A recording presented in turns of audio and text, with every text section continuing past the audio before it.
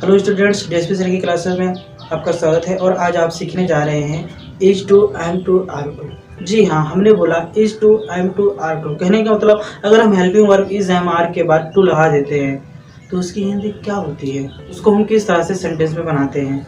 तो आज हम इस वीडियो में स्पेशल यही सीखने वाले हैं। तो इस वीडियो में आपको अफर्मेटिव, नेगेटिव, इंट्रोगेटिव, WH पांचों तरह के सेंटेंस को बताया जाएगा बनाना।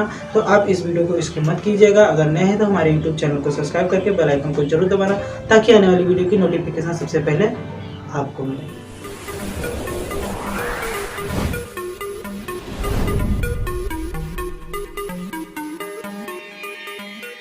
काम ऐसा करो कि पहचान बन जाए, हर कदम ऐसे चलो कि निशान बन जाए।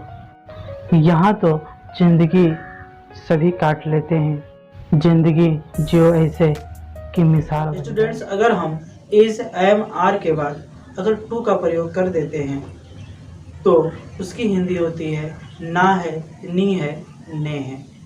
शायद नहीं समझ में आया, चलिए हम सेंटेंस के द्वारा समझा देते हैं। मुझे जाना है, तुम्हें खाना है, उसे पीटना है, मुझे आज लड़ना है। तुम्हें फिल्म देखना है, उसे गीत गाना है, तुम्हें आज स्कूल जाना है। तो कहने का मतलब इस तरह के सेंटेंस जिसमें वाक्य के अंत में ना है, नी है, ने है, तो हम पहचान बता सकते हैं कि इसमें वाक्य के अंत में ना है, नी है, ने है आए तो वहाँ पर हम इज एम आर के बाद टू का प्रयोग कर देते हैं। चलिए पहचान जान गए तो चलिए हम चार्ट देख लेते हैं। चार्ट हमारा कह रहा है यदि हमारा सब्जेक्ट एसन है, ही है, सी है, इट है या फिर किसी का नाम है मोहन गीता सोना, तो उसके साथ हम लगाएंगे इज टू। अगर इकलौता आई है तो उसके साथ हम हमेशा लगाएंगे आई एम टू। यदि हमारा सब्जेक्ट पियन है, वी है, यू है, दे है तो लगाएंगे हम आर टू। तो चलिए आज हम आपको एक सब्जेक्टिव और ऑब्जेक्टिव एक चार्ट दे रहे हैं। सब्जेक्टिव और ऑब्जेक्टिव ये चार्ट जाने बिना शायद आपको ये सेंटेंस अधूरा अधूरा सा लगे, आपको समझ में ना आए, इसलिए इसको पूर्ण करने के लिए ये चार्ट आपको देखना बहुत जरूरी है। चार्ट सामने है, इसमें लिखा है एक सब्जेक्टिव केस लिखा है, एक ऑब्जेक्टिव केस लिखा है।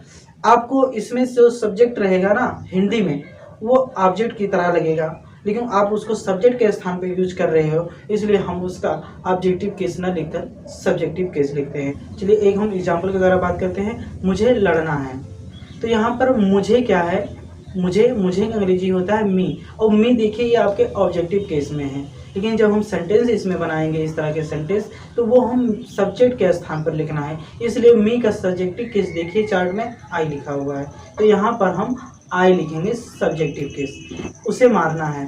अब यहाँ पर उसे अंग्रेजी होता है हिम, और हिम तो यहाँ लिखेंगे नहीं, लेकिन हिम आपका ऑब्जेक्टिव केस है, लेकिन आपको हिम के अनुसार आपका सब्जेक्टिव केस देखिए ही लिखा हुआ है, तो यहाँ पर हिम नहीं ही लगाना है, मी नहीं आई लगाना है, हर नहीं सी लगाना है, ठीक है, देम नहीं दे लगाना है। तो इस तरह से हम कन्वर्ट कर लेंगे, ठीक है।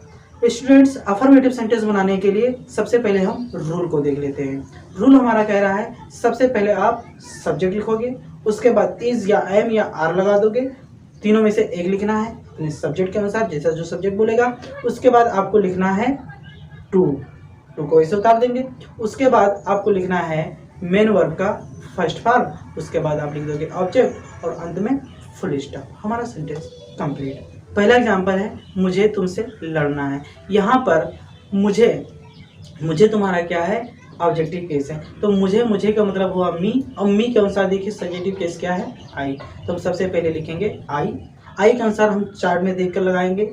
चार्ट में देखकर बताइए क्या लगेगा, इज लगेगा, एम लगेगा, आर लगेगा, तो आप कहोगे एम लगेगा, तो एम को वहाँ ऊपर से घसीट लाएंगे, ये दो लिख दिया।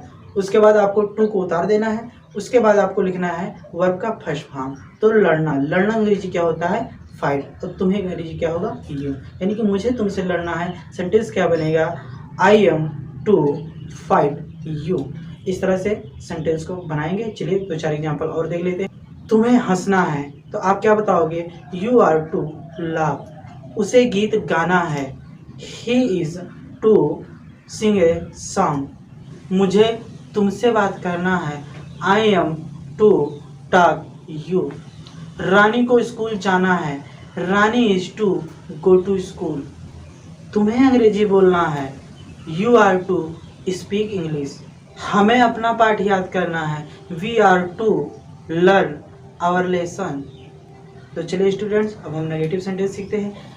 नेगेटिव सेंटेंस का जो रूल होता है, कुछ नहीं करना होता है, केवल तीसरे नंबर पर नॉट लगा देते हैं। शायद ना समझ में आए तो चलिए रूल देख लेते हैं। सबसे पहले आपको लिखना है सब्जेक्ट, उसके बाद आपको लिखना है इज या एम या आर, तीनों में से एक लगाना है जैसा सब्जेक्ट बोलेगा। उसके बाद आपको तीसरे नंबर पर नॉट लगा देना है। उसके बाद आपको लिखना है टू। अब यहाँ पर नॉट के बाद टू आएगा। फिर आपको वही काम, वर्ब का फर्स्ट फॉर्म प्लस आप लिखोगे ऑब्जेक्ट और अंत में फुल स्टॉप। हमारा सेंटेंस कंप्लीट हो जाएगा। चलिए एग्जाम्पल द्वारा सीखते हैं। जैसे तुम्हें स्कूल नहीं जाना है तो क्या बोलोगे? You are not to go to school.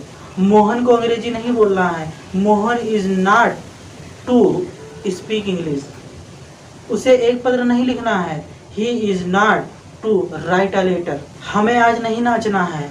We are not to dance today. उन्हें मैच नहीं खेलना है। They are not to play the match. तुमको बाजार नहीं जाना है। You are not to go to market. तो चलिए स्टूडेंट, अब हम इंट्रोगेटिव सेंटेंस सीखते हैं।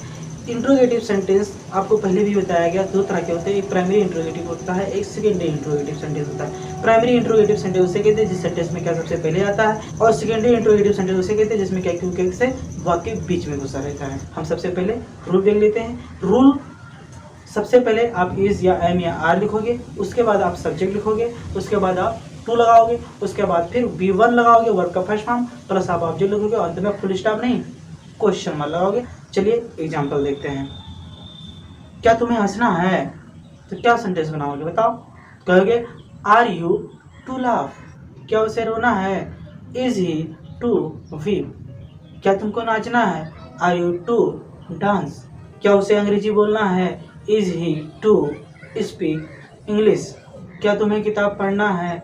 Are you to read a book. चलिए स्टूडेंट्स, अब नेगेटिव प्लस इंट्रोगेटिव सेंटेंस बनाते हैं। नेगेटिव प्लस इंट्रोगेटिव सेंटेंस में इसमें भी कुछ नहीं करना है, ये भी बिल्कुल प्राइमरी तरह होता है, केवल तीसरे नंबर पे आपको नॉट लगा देना है। तो चलिए रूल देख लेते हैं। सबसे पहले आपको लिखना है इज या एम या आर, उसके बाद आपको लिखना है सब्जेक्ट, उसके बाद आपको तीसरे नंबर पे नॉट लगा देना है। अब आपको लगाना है टू, फिर वर्ब का first form plus subject plus question mark. क्या तुमको स्कूल नहीं जाना है? तो सेंटेंस क्या बनेगा? Are you not to go to school. क्या रानी को खाना नहीं पकाना है? Is Rani not to cook the food. चलिए स्टूडेंट्स, अब हम WH सेंटेंस सीखते हैं। WH वही आपका सेकेंडरी इंट्रोगेटिव सेंटेंस है जिसमें क्या क्यों कब कैसे वाक्य बीच में घुसा रहता है। हम रूल पे नजर मारते हैं। सबसे पहले आपको लिखना है WH, उसके बाद आपको लिखना है इज या एम या आर, उसके बाद आपको लिखना है सब्जेक्ट, उसके बाद आपको लगाना है नॉट। अगर नहीं रहेगा तो नॉट लगाना, वरना नहीं लगाना। उसके बाद आपको लगाना है टू, उसके बाद आपको लगाना है वर्ब का फर्स्ट फॉर्म V1 जिसे आप बोलते हो, उसके बाद आपको ऑब्जेक्ट लिखना है, उसके बाद आपको फुल स्टॉप लगाकर काम खत्म, यानी कि हमारा सेंटेंस कंप्लीट हो जाएगा।